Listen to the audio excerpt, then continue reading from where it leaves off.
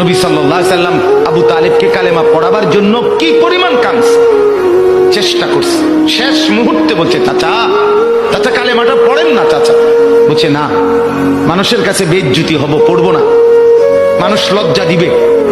আল্লাহ নবী সাল্লাল্লাহু আলাইহি সাল্লাম বলছে, কানে কানে বলেন, আমি কাউকে শোনাবো না, আমি শুধু হাসরের মাঠে বলবো, মৃত্যু পর্যন্ত চাচা ওয়াদা দিলাম জগৎবাসীকে শোনাবো না আপনি ঈমান আনছিলেন, কানে কানে কন।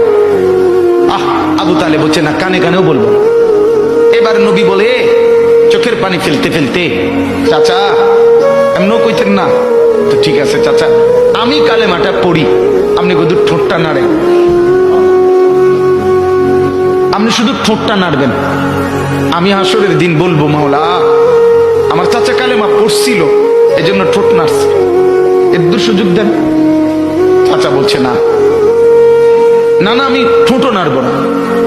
আল্লাহ নবী তখন অঝরে কাঁদতেছিলেন আর চোখের পানি ফেলে বললেন, চাচা আপনি জাহান্নামের আগুনে জ্বলবেন, আমি সইব কেমন? আবু তালেব নাফরমান তখন কি বলছে জানেন? আন্নারু খায়রুম মিনাল আর।